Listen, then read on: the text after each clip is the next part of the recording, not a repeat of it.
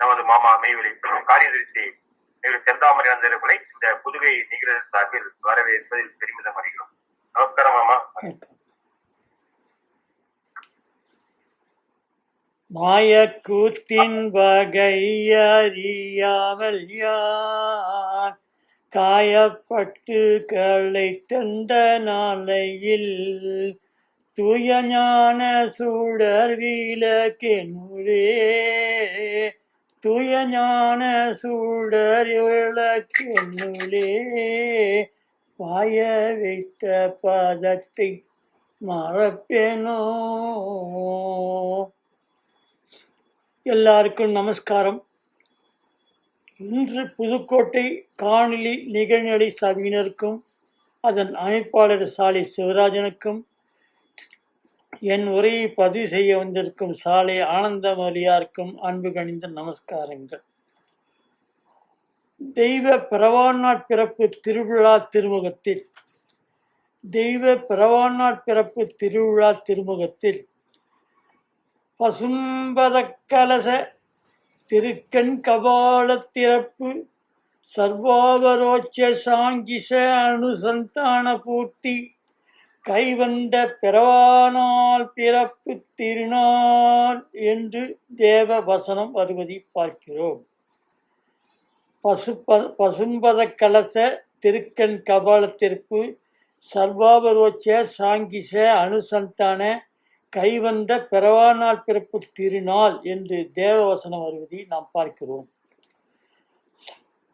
சன்னிதானத்தில் திருவிழா முடிந்தவுடன் ஓதப்பெறும் திருமாளிகை அமுது மந்திரத்திலும் இந்த மந்திர வரியில் ஓதப்பெறுகிறது.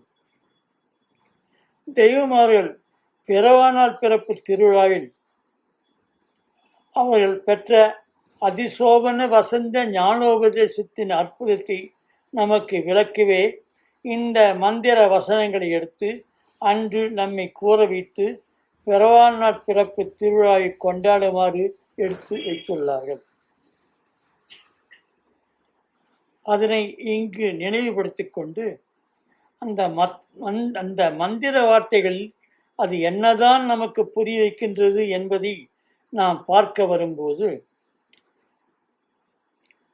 பசும்பதங்க கலசம் கபால திறப்பு என்று ஒரு சொற்பதங்களுக்கு எல்லாம் அர்த்தம் என்னவாக இருக்கும் என்று வரிசையாக பார்க்கும்போது நம் தெய்வ வேத நூலில் முதலில் உன்னிதமாம் அமுத கலை அமுத நிலை கலசம் இருப்பிடமும் உன்னிதமாம் அமுத நிலை கலசம் இருப்பிடமும் ஊதி வரும் வாசியுட காய கற்ப நிலையும் என்று பாடியுள்ளதிலிருந்து பசும்பதங்க கலசம் என்பது ஜீவதேகமாக திகழும் ஜீவாய் உள்ள கபால பெட்டியே என்ற குறிப்பில் தெய்வம் பாடியுள்ளதை பார்க்கிறோம். அடுத்து வரும் கபால திறப்பு என்ற சொற்பதத்துக்கு விளக்கமாக அதே அமுத கலைஞான போத பாசுரத்திலேயே ஒரு அற்புத நிலையை எடுத்து பாடி அது இதற்கு இன்னதென விளக்கப்பட்டிருக்கிறது. அது இது என்று உரைக்காக அத்தகையின் தரத்தை அமுத நிலை கல்புக்கன் என்ற அருமறையின் நடுமே என்று தெய்வம் பாடி வருகிறார்கள். அடுத்து சர்வாவரோச்ச சாங்கிஷ அனுசந்தான பூர்த்தி என்று தெய்வம் எடுத்து வைத்துள்ள வரிகளின் அர்த்தத்தையும் நாம் நம் வேத பாசுரங்கள் வாயிலாக பார்த்து வருகையில் சாங்கிஷா என்ற சொற்பதும் வருவதை பார்க்கிறோம். தலையில் மதிமுடி புனைந்த சைவ திருமேனி சாந்தியா என் சர்க்குருவே சாங்கிஷா முக்கோணம் நிலையதனின் வழிமுறை அடையாளமும் அச்சரமும் எனக்கு அருள்வீர் என்ற பாடல் வரிகள் நம் கவனத்துக்கு வருகிறது. இது பற்றியெல்லாம் விரித்துரை செய்ய தம் பிள்ளைகள் வேண்டி நின்றதாக தெய்வம் இதில் பாடுகிறார்கள். சந்தான பாக்கியம் என்றால் நம் சந்ததி விருத்தியை குறிக்கும். அதிலேயே அணுசந்தானம் என்றால் இறையிருக்கூடிய பிரம்ம ஆவியின் விருத்தியும் அதனால் வெளியும் தவையேற்றத்தையும் குறிக்கும். அணு என்பது ஜீவ அணு. அது ஆக ஆக சாங்கிச அனுசந்தானம் என்றால் மதிவளரும் பூவனத்தில் ஜீவையற்ற விருத்திக்கான தெய்வ ஆசீர்வாதமாகும். சாங்கிச அனுசந்தானம் என்றால் மதிவளரும் பூவனத்தில் நம் தவையேற்ற ஜீவ விருத்திக்கான தெய்வ ஆசீர்வாதமாகும். மதிவளரும் பூவனத்தில் வெள்ளி கிளம்ப வெள்ளி கிளம்ப என்று தெய்வம் பாடுகிறார்கள்.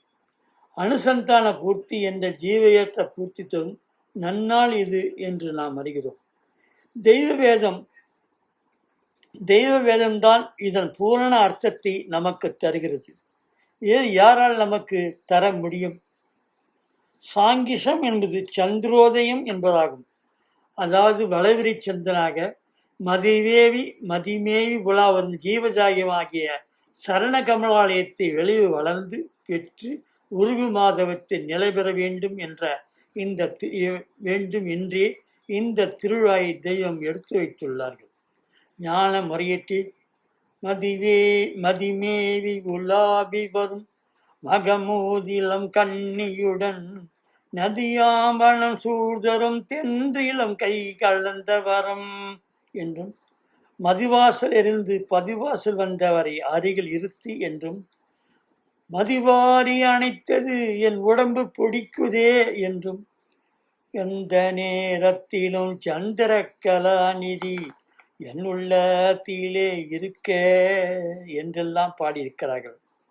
நம் ஜீவாவி பிரணவம் சாங்கிஷ அனுசந்தான நிலை பூர்த்தி கைவரு பெற்று ஆவதற்கு நமக்கு வித்திட்ட நன்னாள்தான் நாம் கொண்டாடும் பிறவான் பிறப்பு நாள் என்பதாக இருக்கிறது.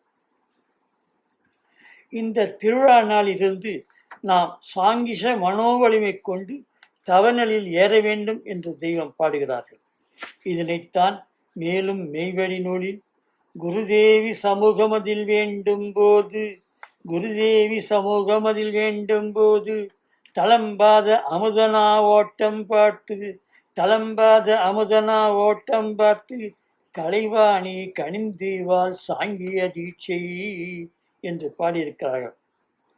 சாங்கிய தீட்சை என்பது மெய்யான சத்தியமான ஞானயோக பிரம்மவேதியின் செயலாகும். ஆதி யுகத்திலிருந்து கபிலமாமுனிவர் முதல் ஸ்ரீ கிருஷ்ண பகவான் முதற்கொண்டு யோகாதீதமாக வழி வரும் மெய்ஞான மகாமுனிவர்கள் ஸ்தாபித்த ஞான சர்வகலாசாலியின் முக்கிய பாடமாக வானலோகத்தில் தீட்டப்பட்டு இது வந்துள்ளது. அனுசந்தான ஜீவியற்ற பூர்த்தி கைவசமாக செய்வதே இந்த திருவிழாவின் நோக்கமாக தெய்வம் எடுத்து வைத்துள்ளார்கள். சாங்கியம் கையேந்தி நிற்கும் போது சதகோடி மொழிகளெல்லாம் சூழ்ந்து போற்றி என்று தெய்வம் பாடுகிறார்கள். இந்த நிலையில் நாம் பெரும் பக்குவம் பெற்றால் இதுவரை வந்த சித்தன் முத்தர்கள் எல்லாம் நம்மை சுற்றி நின்று ஆசீர்வதிப்பார்கள் என்று தெய்வம் பாடுகிறார்கள். வேதத்தில் தெய்வம் பாடி வைத்துள்ள வேதவரிகள் இந்த மெய்ஞான தகவலை இயல்பாக நமக்கு தரும். இப்படியெல்லாம் நாம் பார்த்தவர்கள் இந்த திருவிழா என்பது நம்மை எப்படிப்பட்ட தவப்பெருளில் ஏற்றும் தேவ பெருநாள் என்று நாம் அறிகிறோம். சாங்கிஷ யோக வலிமை தரும் இந்த திருநாள் நம்மை எல்லாரையும் சாயுட்சி அரசராக்கும் பெருநாள் என்றும் தெய்வம் பாடுகிறார்கள். வேத நூல் ஓதுவதனால் நமக்கு ஏற்படும் தவவரமே மெய்ஞான தவ அறிவை அனுபவமாக செய்து வைக்கும். இதையே சர்வாபரோட்சம் என்று தெய்வம் பகிர்ந்துள்ளார்கள். சர்வாபரோட்ச சாங்கிஷ அனுசந்தான பூர்த்தி மதிமேவி உலாவரும் பெற்று ஏறுவதே அனுசந்தான பூர்த்தி. மதிமேவி உலாவரும் தவபரம் பெற்று ஏறுவதே அனுசந்தான பூர்த்தி எனும் ஜீவையற்ற பூர்த்தியின் வைப்பாக இந்த திருநாள் இருக்கிறது. வைப்பு என்றால் தெய்வ அருளே. அடுத்து பசும்பதங்க கலச கபால திறப்பு என்ற தேவரைகளும் இந்த மந்திரத்தில் வருகிறது. நமது பிரம்மமய ஜீவாவி உயிர் ஒளிந்துள்ள ஜீவஜேக அரியே கபால பெட்டி என்று சாஸ்திரங்கள் வர்ணிக்கின்றது. இந்த பிரம்ம ரகசிய மெய்ச்செய்தியை எந்த அகராதியிலும் நாம் அறிய முடியாது. தெய்வ வேதத்தில் தான் அறிய முடியும். கபாலம் என்பதே ஜீவதேக மண்டல குகை என்றும் தெய்வம் வர்ணிக்கின்றார்கள். இவையெல்லாம் தோற்றமில்லாத ஜீவாயின் ஒரு குழும திரட்சியே.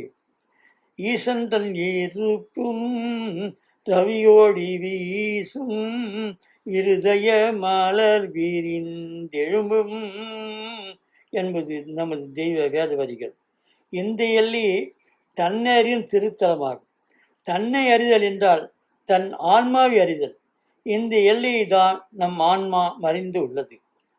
பசும்பதங்க கலச கபால என்ற ஜீவதேகத்தில் நமது ஜீவன் விசிறி வீசி ஒடுங்கி எசன்ஸாக உள்ளது. தெய்வ வேதத்தை ஓதும்போது நமது உள்ளம் அதனில் நுழைந்து விடும். பசுபதங்க கலாச ஜீவதேகத்தில் நம் ஜீவன் விசிறி வீசி ஒடுங்கி எசன்ஸாக உள்ளது. தேவ வேதத்தை ஓதும்போது நமது உள்ளம் அதனில் நுழைந்து விடும்.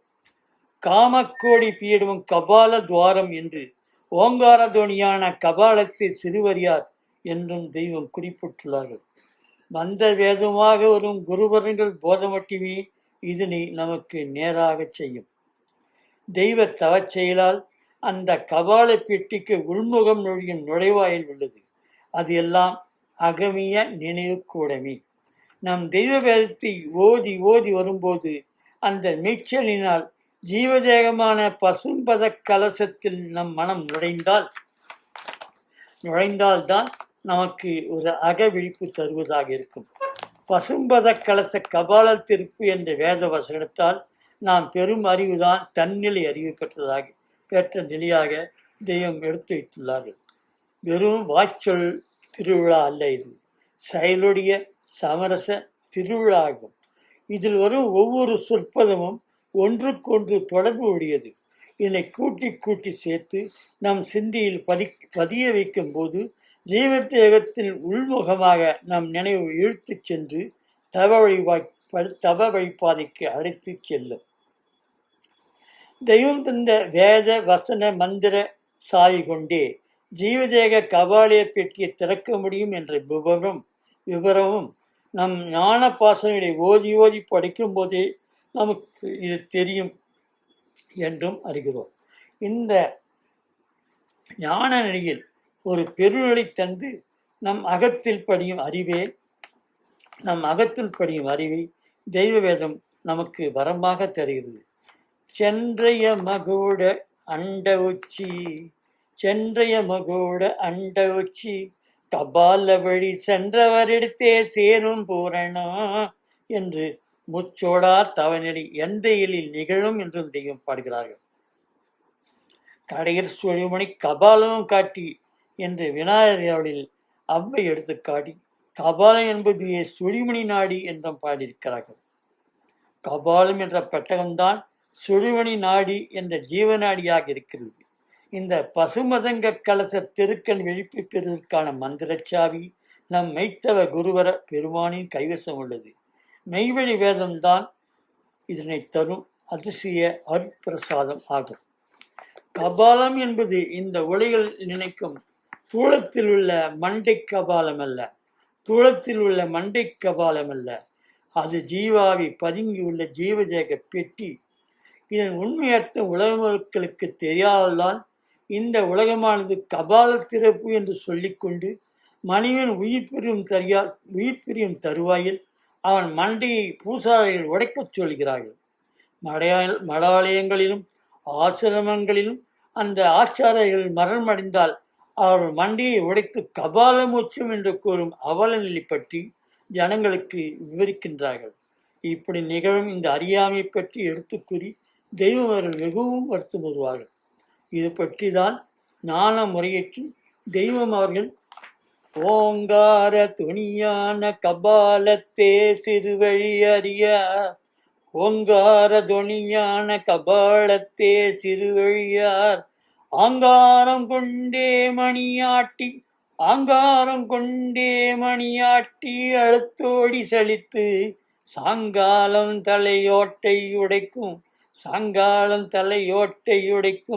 சண்டியர்களை விட்டே பாங்காயிரியே உம்மிடும் காவல் பாடுது தேடுகின்றே எனலாம் தெய்வங்களை வேண்டுகிறோம். கபாலம் என்ற ஜீவதேக பெட்டியில்தான் சுவாச கலைகளான 64 கலைகளும் உள்ளது. பிறகு அதுவே 3ஆக பிரிந்து தூளதேக மேல்தளத்தில் ஜீவாவியாக உழைகிறது. பூதளத்தின் மேற்தளத்தில் பூத்தளத்தில் பவனி என்று தெய்வம் பாடுகிறார்கள். இதற்கு துரியம் என்று பெயர். தெய்வம் தரும் வல்லமையால் இந்த கபால பெட்டியில் உள்ள 64 அங்குல கலைகளும் 4 அங்குலமாக ஒடுங்கி அடங்குவதே துரியாதீதம் எனப்படுகிறது. இதுவே மூச்சு ஓடா தவநிலை. இந்த நிலை நிகழ்வதால் நிர்விகப்ப தியான நிலை பெற முடியும். இதற்கு வழிகாட்டுவதற்கே வேதப்பதியின் முன்முகப்பில் ஒரு திருப்பு வாயில் உள்ளது. காமமொழி பீடம் கபால துவாரம் கண்டு வண்டத்தேர நாற்களையும் உட்பாட்சி என்கிறது நமது மெய்வேத வரிகள். ஜீவதாயமாகிய பசு பதங்க கலச கபாலத்திற்கு அனுசந்தான ஜீவையற்ற வலியுறுக்கு தெய்வம் அருள்வைப்பு நமக்கு வேண்டும் என்பதற்காகவே இந்த விழாவை எடுத்து வைத்துள்ளார்கள். உருதரித்த நாடியில் ஒடுங்குகின்ற வாயுவை கருத்தினால் இருத்திய கபாலமேற்ற வல்லீர். சித்தராவில் ஞானியாவில் அழுத்தரித்த ஞானவாதம் உண்மையே என்று பாடுகிறார் சிவவாக்கியர். இப்படிப்பட்ட அதி அற்புத பல ஞான சொற்களுக்கான மெய்யான அர்த்தம் உலக மக்களுக்கு தெரியாதால் தான் அவர்கள் ஐயறிவுடைய மக்களே என்று ஞான சாஸ்திர நூல்கள் கூறுகிறது. உள்ளத்தை வியக்க வைக்கும் அந்த தெய்வ வேத வைப்பு வரிகளை பற்றி, அதாவது அந்த ஜீவதேகத்தில் உள்ள செடுஞ்சுடரை அந்த இறை பிரம்ம குருபுரன் தரும் வெப்பனை கொண்டு மெய்ப்பிரகாசத்தை நாம் தரிசித்து ஞான பிரகாச நிலையை நாம் அகத்தில் பெறுவதற்கு என்று நம் தெய்வ வேதங்களே வித்து ஆகும். இப்படி கூறுவது எந்த வகையிலும் மிகையாகாது. தெய்வ வேத கிரந்தங்கள் எல்லாம் ஓயாது ஓதி வர மெய்நிலை இயல்பாகியே நம் அகத்தில் வந்து அமர்ந்துவிடும். அந்த ஜீவ இறை பிரம்ம செழுஞ்சுடர் இறைவனால் பூட்டி வைக்கப்பட்ட பிரம்ம பிரகாசம் அடைவற்றிருக்கும் பெட்டிக்குதான் கபாலம் என்று பெயர் என்பதை நாம் முதற்கண் தெரிந்து கொள்ள வேண்டும் என்பதற்காகவே இதனை பற்றியெல்லாம் நம் வேதத்தில் தெய்வம் விவரித்து எடுத்து பாசனங்களில் பாடியுள்ளார்கள். பற்பல காலமாக எல்லா ஆண்டோர் பெருமக்களும் மறைமுகமாக அதேச மெய்யான வெளிமுகம் அர்த்தங்கொண்டே பல அருள் விரிப்பு தேவஞான செயலி இறை பெரும உத்தரவுபடி எடுத்து கூறி வந்துள்ளார்கள். இதனையெல்லாம் நாம் அறிந்து கொள்ள நம் வேதத்தை ஓதுவதுதான் தன்னை அறிதல் ஆகும். அதாவது தம் ஆன்மாவுடைய நிலையை புரிந்து கொள்வது என்பது இந்த வேதம் ஓதும் மெச்செயலே ஆகும். இதை பற்றி மேலும் தெய்வம் ஞான அகவலில் விவரித்துள்ளார்கள். பிணை நிகரில்லா பெருவான் கடையை என்னை உணரென்று என்னை அறிவித்தான். இது முறியது ஏதமக்கு ஓதிய காமல் ஊழிவித்தார். பாதமன் சிரமேன் பற்றிய பாதமே சிரமம் பற்றிய நாதரின் அகவல் நாட்டினேன் அறிந்து என்னிடை தன்னை எவர் அறிந்திடணும் தன்னிற்தானே தலைவனை அறிந்து மண்ணூழி காலமு வாழ்வார் கண்மணி நாயகம் காட்சி முறியது என்று ஞான அகவலில் தெய்வம் பாடுகிறார்.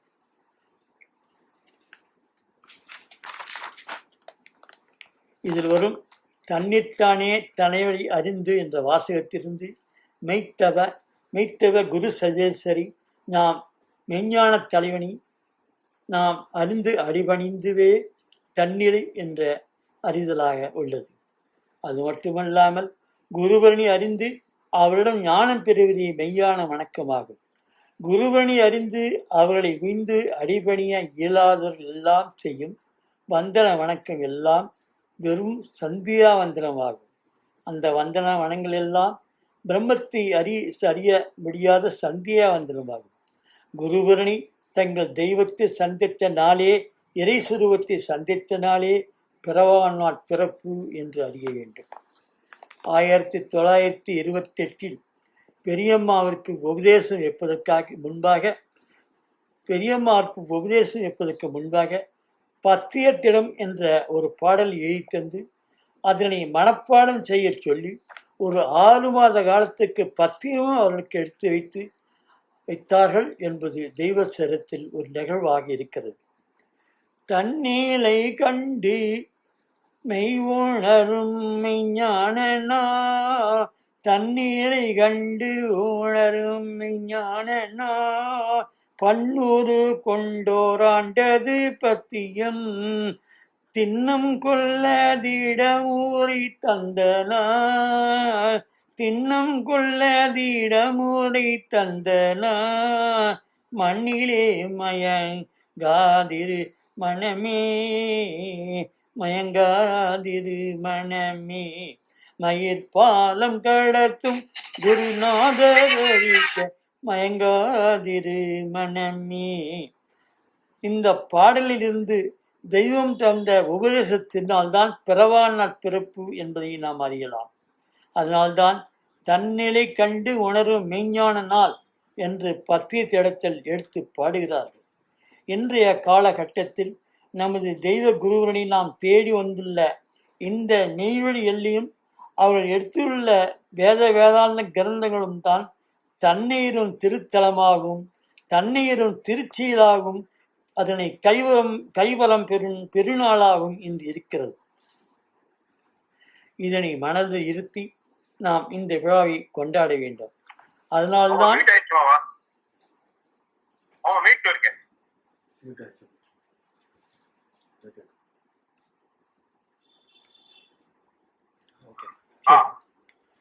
அதனால மருந்து குரல் கிடையாது.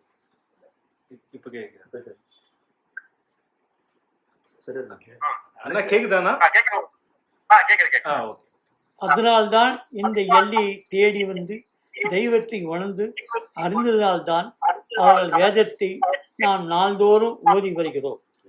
அதனாலேயே நம் ஆன்மா ஜீவதேகத்தில் நிலை பெற்று நம் அகத்தில் ஜீவ பிரம்ம ஆவி உறுதிபட நம்மை ஒட்டி காத்து ஜீவையற்ற பலத்தை நாடி இருக்கிறது. பார்த்துங்க, ஒரு வாட்டி செக்அப் பண்ணுங்க. கேக்குதாங்கண்ணா? ஓகே.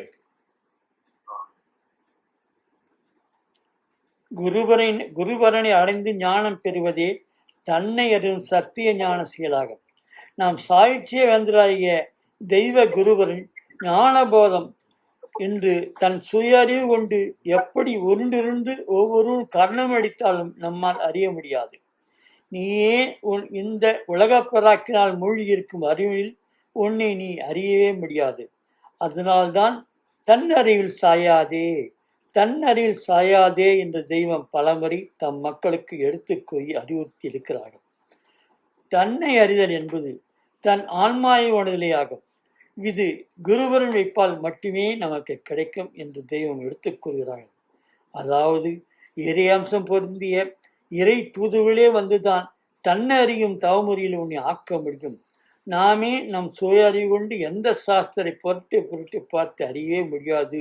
இது பிரம்ம விப்பு ஆகும். நம் அகத்துள்ளே உள்ள பரமாத்மா எப்படியாவது சந்தித்து விட வேண்டும் என்பது ஜீவாத்மாவுக்குள்ள இறைவன் கட்டளை. இதற்குதான் தன்னைத்தான் அறிதல் என்ற பெயரை ஞான கிரந்தங்கள் தருகின்றன. வான்மதி குரல் 27ஆம் வாக்கியத்தில் தன்னை அறியும் தவ முறை என்பது இறைவன் மனுவுக்கு தந்த ஒரு கடமை. அதனை அவன் செய்து முடித்தால் ஜீவ பரிசான நித்தி தருவது இறைவன் கடமையாக உள்ளது என்று அருளுகிறார்கள். ஜீவாத்மாவும் பரமாத்மாவும் எங்கு இருக்கிறது என்று நீ அறிவதும் அங்கு செல்லும் வழிபாதையையும் அறிவது என்பதும் தன்னை அறியும் தலம் என்பதாகும். ஞான சாஸ்திரங்கள் இப்படித்தான் எடுத்துக் கூறுகின்றன. தெய்வ அவர்களை நமது குரு பெருமானாக நாம் ஏற்றுக்கொண்ட ஒரு காரணத்தாலேயே நம் ஜீவாத்மாவும் பரமாத்மாவும் ஒன்றை ஒன்று சந்தித்து ஒன்றாகி விடுகிறது எனலாம். எப்படி எனில், நமது குரு மகாத்மியர் நாம் அறியாமலேயே அவர்களை நாம் அகத்தில் உள்ளம் பூரிக்க ஒரு அனிச்சி தவச்செயலாக நிறுத்தி இயல்பாகிய நம் அகத்தில் அந்த ஜீவ பிரகாச அருளை தவ மேன்மையை நமக்கு ஏற்றி வைத்து விடுகிறார்கள். அவர்கள் நமக்கு எடுத்து வைத்துள்ள கிரந்தங்களின் வலிமை இது. மெய்வழி தெய்வ குருவரனை நாம் கண்டு தேடி அடைந்து அவர்கள் திருவருளை பெற்று அவர் மீது பக்திமயமான மணலை கொண்டு அவர்கள் மீது மாறாத பக்திமயத்தை பதிய வைத்து நிற்பதுவே நம் ஆன்மா என்பது நமக்குள் இறைபொருளாக உள்ளது என்ற உண்மையை அறியச் செய்துவிடும். தெய்வமர்கள் அதிமகோண மேன்மையை நினைந்து தெய்வமர்களின் மகோண மேன்மையை நினைந்து உணர்ந்து தெய்வம் அவர்கள் யார், இவர் எப்பேற்பட்டவர் என்று நாம் அறிந்ததால் தான் அவர் வேதத்தை ஓதுகிறோம். தன்னிலை என் பொருளே என்னாலும் வரமாய் தனி முதலாம் தவநிலையே தங்கிட என்றனக்கு கண்ணியானின் சந்நிதி முன் எண்ணி அடி வணிந்தே கண்ணியானின் சந்நிதி முன் எண்ணி அடி வணிந்தே கண் திறந்து விட்டருளும் கனவையிற மலையே என்று அனுபவத்தில் வருகிறது. இந்த ஞானதேக கவால திருப்பு பெற வேண்டுமானால் தன்னிலை என்ற ஜீவதேக எல்லையை நமக்கு காட்டி அங்கு நாங்கள் தவிர்க்க ஒரு வழிவகை செய்யும் என்று பிள்ளைகள் வேண்டி நிற்பதாக இந்த பாடல் உள்ளது. அதன்படியே தெய்வமருளும் தம் பிள்ளைகளுக்கு இந்த அகவழிப்பை தந்திருக்கிறார்கள். அதனால்தான் இந்த மெய்வதத்தை பற்றி தன்னைத்தான் தெரிந்த பேர்களே தன்னைத்தான் தெரிந்த பேர்களே இதற்குடியா தன்னைத்தான் அறிந்த பேர்களே இதற்குடியா பின்னறிவர் சாலை நாட்டில் இல்லை இல்லையே என்று பாடி தன்னைத்தான் அறியாதவர்கள் யாரும் சாலை நாட்டில் இல்லையே என்று தெய்வம் பாடுகிறார்கள். தன்னை அறிந்த பேர்கள் சாலை நாட்டில் தான் எல்லோரும் இருக்கிறார்கள், பின் வேறு எந்த நாட்டிலும் இல்லை இல்லையே என்று தெய்வம் பாடுகிறார்கள். அறிவுரை பாடத்தில் தன்னை அறிதலே இந்நிலை வாழ்வு என்று பாடுகிறார்கள். இறைவன் படைத்த படைப்பெல்லாம் மனுவிற்காக மனுவை படைத்த தன்னை வணங்க என்கிறது அவைஞானம். தெய்வவர் பூரணப்பொதியில் தன்னிலக்கணம் விளங்க பொய்யறுத்தம் பண்ணிய இலக்கணம் எல்லாம் அள்ளி எறிந்து திகட்டிடாதீட்சை வாங்க என்னிடத்தில் திருட்டியின எருவம் ஒழிவதற்கு பட்டபாடும் இட்ட கண்ணீரும் கொஞ்சமல்ல பாவிமனம் பதிக்க தேங்கி ஒருகி ஐயர் திரு சந்நிதி முன்னே நீங்காது அணுகாது பண்ணால் அழிந்தி திருநாள் என்று விடியுமோ என மனம் தீயில் மெழுகிட்டு உருகின போர் பொருளாவி உடல் கொடுத்து மும்மதமிட்டு வெற்றுவதம் முற்றதிங்கன் உரைப்பதெங்கே என்று தெய்வம் பாடுகிறார்கள். வான்மதி குரல் 9ஆம் வாக்கியத்தில் ஆண்டவர்கள் குருபரன் அனுபவத்தால் அவர் தரும் கருணையால் நமக்கு அவர் தந்த நமக்கு அந்த பிரகாசத்தை காட்டுவார். அப்போது இந்த ஜீவகுலத்தை சந்திக்கலாம். அதுபோது களிமா பொருள் உன் கைவசமாகிறது. தன்னுடைய முயற்சி கொண்டு எவரும் தன் என்னும் ஆலயத்திற்குள் தெய்வீகபதமாகிய பரமாத்மனை சந்திக்கவே முடியாது. பரமார்த்த குருவரனே அதுக்காக உன்னிடம் வந்து உனக்கு காட்டிய அருளி வைக்க முடியும். அப்போதுதான் அது உனக்கு தெரியும் என்று தொடர் வாக்கியம் அருளாகும். இதன் தொடர் வாக்கியமாக தன்னைத்தான் அறியும்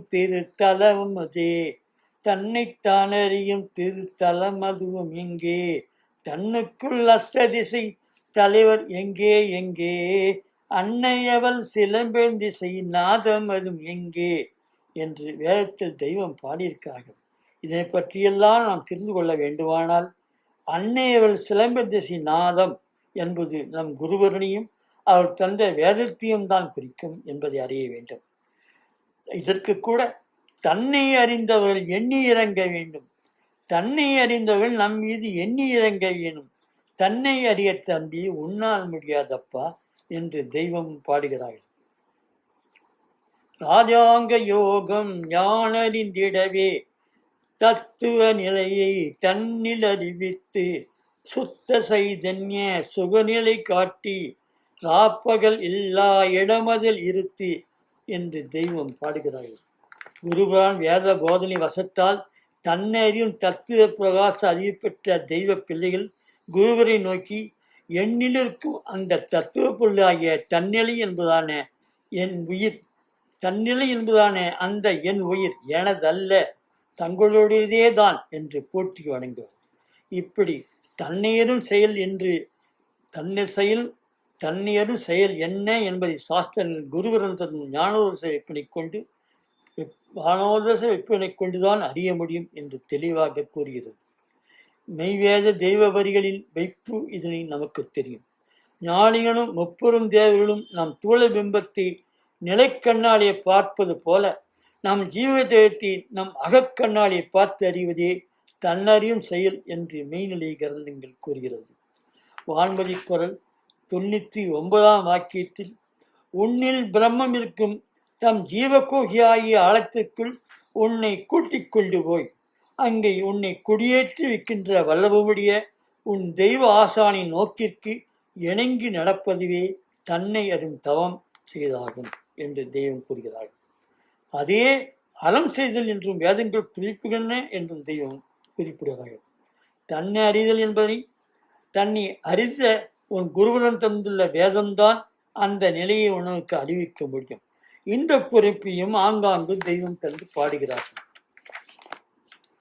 தன்னை அறிந்தது எங்கே தம்பி தந்தி ஊசி மணி வாசல் கண்டு தீரந்திடுவதெங்கே?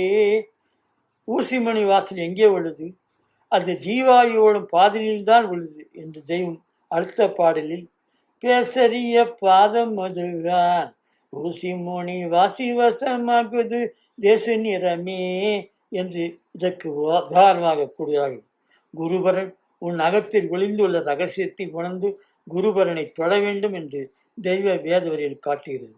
ஆதம் பாதத்தை தன்னில் அறிந்து தோழ வேணும் அதல்லா தோழிகையது ஆற்றில் கரைத்த புலி என்று தெய்வம் பாடுகிறார்கள்.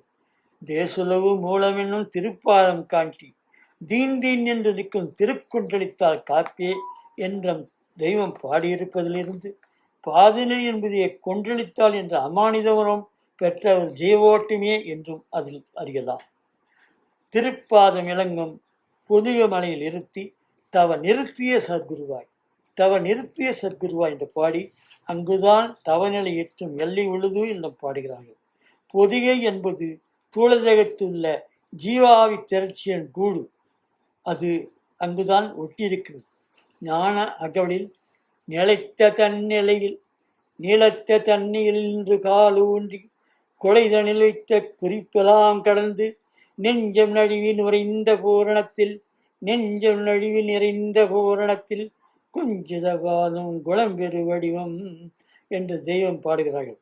நிலைத்த தன்னிலை என்ற எல்லையில் நம் ஆண் நினைவு கொண்டு கால் ஊன்றினால் நெஞ்சம் நழுவி நிறைந்த பூரணத்தில் குஞ்சித பாதம் குளம்பெறும் வடிவம் என்று தெய்வம் பாடுகிறார்கள். எந்த இக உலக பாண்டித்துவம் கொண்ட 8 நூல்களை எப்படி உருண்டு கர்ணம் அடித்து படித்தாலும் உலகளாவிய கோடான கோடியான இக இலக்கிய ஏற்றறியை கொண்டு புரண்டு ஆய்ந்தாலும் இந்த மெய்யான மெய்நிலை தத்துவத்தை யாரும் எவரும் அறிய முடியாது. மெய்வழி வேத நூல் எடுத்துக்காட்டும் போதனையை ஓதி அறிந்துணர்ந்தால் மட்டுமே இந்த பேரொருள் நமக்கு கிடைக்கும். நம் வேதத்தினை ஓதி நமது பரமகுருவை பக்தி பரவசத்துடன் வேண்டி பணிந்து நின்றால் அவர்கள் எய்துள்ள வேத போதத்தின் மந்திர சிந்தை வைப்பதனை அறிய முடியும். நம் உள்ளே அகம் சார்ந்த எழில் நம் உயிரும் இறை பிரமும் ஒன்றிணைத்து உள்ளது. நம் அகத்திலின்றி இக உலக மண் பூமியில் எந்த எல்லிலும் எதிலும் இந்த பிரம்ம சக்தி இல்லவே இல்லை. நம் மெய்வேதம் வாயிலாக அந்த மெய்ப்பொருளை தெய்வம் அவர்கள் எப்படியும் நம்ம அகத்தில் ஏற்றி வைத்திருப்பார்கள். திரும்ப திரும்ப நாம் தெரிந்து கொள்ள வேண்டியது என்னவென்றால், நாம் அறிந்து கொள்ள வேண்டியது என்னவென்றால், அந்த திருத்தலம் நம் ஜீவதாக அகமைத்தில்தான் உள்ளது. இந்த மண் பூமியில் எந்த எழிலும் ஜீவப்பதிப்பு என்பது கிடையாது. புனித பூமி என்பது நம் அகத்தில் ஜீவபூமி தான். மற்றபடி இகபூமியில் இருப்பதெல்லாம் வெறும் மண்ணாங்கட்டியும் கல்லும் முள்ளும் மலையும் முட்களும் தான். இவையெல்லாம் எந்த வேதத்திலும் புனித பூமி அல்ல, எந்த விதத்திலும் புனித பூமி அல்ல. ஆசிரமம், மடம், ஆலயம் எதுவும் புனித பூமி அல்ல. இந்த மெய்ஞான மாமணிகள் தெளிவாக எடுத்து உரைத்த நிறுவன மக்களுக்கு பல பாசனங்களில் புரிய வைத்துள்ள சத்திய உண்மை இது. இகவுலத்தில் தாம்பீகமாக ஏற்குமலம் ஓங்கிய சோலை, மலை, நதி, சாரலாயில் ஆசிரமம் ஆகிய இடங்களில் ஆசிரம கூடங்கள் அமைத்து கங்கை, யமுனா, காவேரி, வைகை, காசி, ராமேஸ்வரம் போன்ற நதிக்கரையிலும் ஆசிரம் அமைத்து இருக்கும் எந்த இடத்திலும் இறை புனித தெய்வீகம் எதுவும் இல்லை. கல், மண், மலை, நதி நிறைக்கும் ஜலமான எழில் எப்படி பிரம்ம பிரகாசம் மிளிர முடியும் என்பதை நாம் அறிய வேண்டும். ஜடபூமியின் மண், கல் பூமியின் ஜீவ பிரம்ம பிரகாசம் என்பது எதுவும் இல்லை. அங்கெல்லாம் சென்று இறை பிரம்மத்தை தேடி செல்வதெல்லாம் வீண்வியலியே. இந்த உலக மக்கள் இன்னும் அதை அறியவில்லை. இது எல்லாம் அறியாமல் புரியாமல் உலக மக்கள் காசிக்கும் கயாவுக்கும் இமயமலைக்கும் சென்று ஞானத்தை தேடி தேடி அழிந்து வருகின்றார். காசி சென்றும் கடல் கங்கை ஆழியும் புசிப்பான்மை பொருளை அறிந்தில என்று தெய்வம் பாடுகிறார்கள். பூஜை, புனஸ்காரம், சடங்கு என்று எதையோ கூறி சாங்கியமெல்லாம் செய்வது, வெளிகளில் செய்வதெல்லாம் வெறும் ஒப்பனையே. இந்த ஒப்பனை அலங்காரத்தில் இறைசக்திக்கும் எந்த சம்பந்தமும் இல்லை. மண்கற்கள் நிறைந்த மலைமேடான எல்லை கொண்ட பூமியில் இந்த பொய்ச்செயலை செய்வது என்பது பொய்ச்சாமியர் வழக்கமான வாடிக்கையாக உள்ளது. திருநள்ளாறு செல், அங்கு செல், இங்கு சென்று இயைப்பார்கள். இவர்கள் கூறும் பொய்களுக்கு இதற்கு நாட்டை ஆளும் அரசின் ஆதரவும் ஏராளமாக பெற்றிருக்கிறார்கள். இகபுறத்திலும் நாம் பார்க்கும் கோயில் குளங்களை சுற்றி வருவதும், இகபுறத்தில் நாம் பார்க்கும் கோயில் குளங்கள் எல்லாம் சுற்றி வருவதெல்லாம் நமக்கு மெய்யான புனிதம் தருவது ஆகாது. மக்கள் இப்படி நினைத்து கொள்ளும்படி பொய்ச்சாமியார்கள் அதிவேகமாக பொய்ப்பிரசாதம் சொல்லி ஏமாற்றி வருகிறார்கள். வெற்றிட ஜட உலகில் அண்டத்திரியாளன் தெய்வீக பிரம்ம வீச்சு கொண்ட புண்ணிய அலையான பிரம்மந்திர செயல் எதுவும் அப்பட்டமாக அங்கெல்லாம் இல்லை. ஆனால் இப்படி இருப்பதாக அக்கூறுவதெல்லாம் வெளிவேஷம், நடிப்பு, வீண்பாட்டில் நம்மை தள்ளி விடுகிறார்கள்.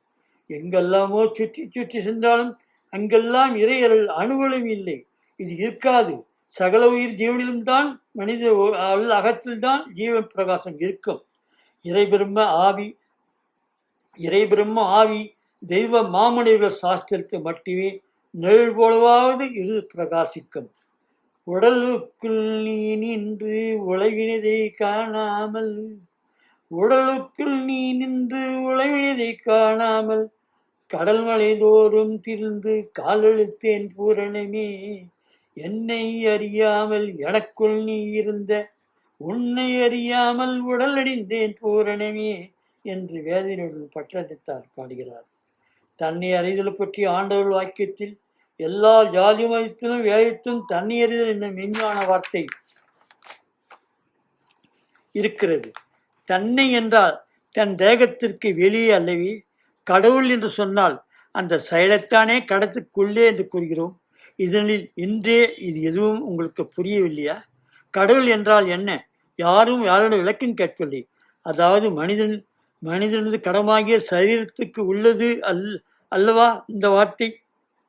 அந்த தன்னை அறிவு என்ற சொல்லை செய்வது உன் குருவனின் போதமே. பாட்டையில் தெய்வர்களுக்கு பிறவாநாள் பிறப்பு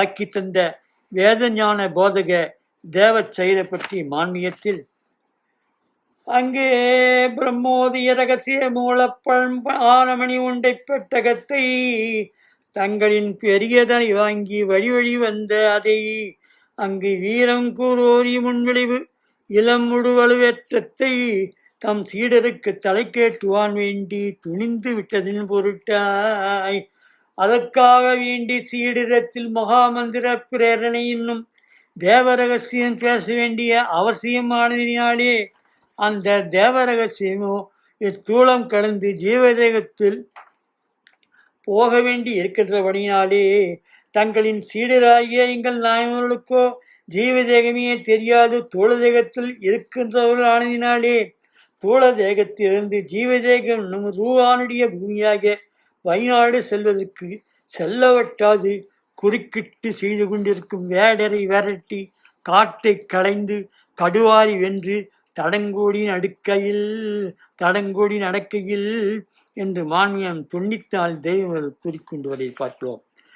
தெய்வங்கள் பாட்டியரின் மெஞ்ஞான உபதேசம் பெற்று அற்புத மாற்ற பிறந்த பிரணவ நாட்டுக்கு தெய்வங்கள் செல்லும்போது ஆங்காங்கு ஏற்பட்ட மாயத் தோட்டம் பற்றியும் அதே சமயம் அதில் மெய்க்காய்ச்சல் பற்றியும் மெய்வழி ஆதிமான் மீதில் அற்புதமாக வரிகளாக விலக்கி வந்திருக்கிறது.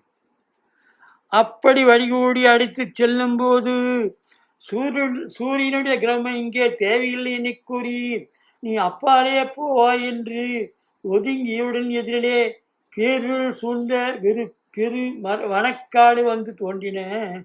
அந்த வனக்காற்றில் நீந்தி பிளந்து கொண்டு செல்லையில் இடையில் எதிராக அஷ்டமா சக்தியும் அகோரகோர ரூப ஒரு இளம்பாபரணி வந்து வழி மறித்திட அந்த சக்தி அதிமாயா சக்தியை கொண்டுற்று நாயகர்கள் பயந்து நடுங்கி ஒன்றும் தோன்றாது நின்றார்கள். அப்போது அங்கு அவர்களுக்கு தொடர்ந்து நிற்கும் கடும் வைத்துணி நெடும் பிராணவர்கள் தங்களின் 5 அக்கரம் என்னும் பெயரில் தங்கரியம் செய்து வைத்திருந்ததான கீற்றிளம்பெறை போன்ற மாறாத பதம் சீரிற்கும் கூறுவினாலே அந்த மாயாசக்தியில் உயிரினை மேய்த்து பழகி பக்கவாட்டு எல்லாம் செல்ந்த இரத்தத்துறை படிந்திருக்கும் முன்வழிவு அறிவாளினாலே விசை கொண்டு சேதித்து படுகொலை கிழங்கி வெட்டி அதனை ஆட புதைத்து விட்டு அப்பெருங்காடை கண்டு அப்பால் நடந்து சென்றார்கள். அப்படி செல்லுகில் ஒரு மலைப்பாம்பானது வந்து வழிபறித்து குறுக்கிட்டன. அங்களும் குறுக்கிட்ட மலைப்பாம்பினை அடுத்து நெருங்கி அந்த பாம்பணி ஆபரணரான தடாம்புய தென்பொழில் தென்திசையின் கைலாசமா பூபதியின் அரசரான மடானையர் தங்கள் சிவந்த கரத்தில் தெரித்திருந்த சிவசங்கோல் என்னும் ஓர் எழுத்து மாத்திரை கோளால் துணிந்து எரித்துவிட்டு அப்பால் நெடுந்தூரம் வழிகொழுந்து நடக்கையில் குறுக்கே வந்து விடுகின்ற அனந்தானந்தம் கருப்பு திரைகள் எல்லாம் அறுத்து கொண்டு ஏறும்போது ஆயிரத்தியாய பொறையில்லாத கருங்கற் பாறைகளையும் 3 நெடிய பர்வதங்கள் வந்து எதிரே எழும்பி தோன்றின. அதனை வேதாந்த செஞ்சடாமுடைய பிராணர்கள் தங்கள் பிரமோதிய வைரை வளைக்கண் பீரங்கி கொண்டு முழங்கி அவர்களை உடைத்து பொடிவட துகள் படுத்திக் கொண்டு அப்பால் செல்லுகையில் செங்கனிதி மயப்பாலும் இருகரை சாரலும் முன்னேறி தாண்டி ஈடு எதிரில்லாத ஒரு தனிச்செங்கோல் கோடு வச்சும் இறுதிப்பு நீளவென்றும் கரைகாணா மைதானமாகிய திறந்த வெளியினை கடந்து செல்லுகின்ற இவ்விதம் கடுந்தூரிய வழியை கடந்தார்கள் என்று ஆதிமானியன் 95 படுத்த வருகின்றார்கள். தெய்வம் தங்கள் பரவான்னாட் பிறப்பு பெற்ற காலத்தில் நிகழ்ந்த அதிசயங்கள்லாம் எடுத்து வரைந்தார்கள். இதனை ஓதும்போது நாம் நினைவில் உருவாகும் ஒரு அகமிய தோற்றமே ஜீவதேக வைப்பு ஆகும். வைப்பு என்றால் தெய்வ அருள் நம் அகத்தில் பதிய வைப்பதே ஆகும். ஆகாயனும் நினைவிலே தான் சொர்க்கலோகம் கட்டப்பெறுகிறது என்று தெய்வம் அருளாகும். என்னை அறிவித்து எனக்கு அருள் செய்து முன்னை வினையின் முதலை களைந்து வாக்கு மனமும் எல்லா மனோலையும் நோக்கிய தேக்கிய என்றன் சிந்தை தெளிவித்து என்று பட்டினத்தால் பாடுகிறார். உன் மெய்குரு புராணமாக உளமாற அறிந்தால்தான் உன் அன்பினால் அவர் உன்னில் வந்து அமர்ந்து விடுவார் என்று அறிந்து கொள்ள முடியும். தேடிடும் கொடு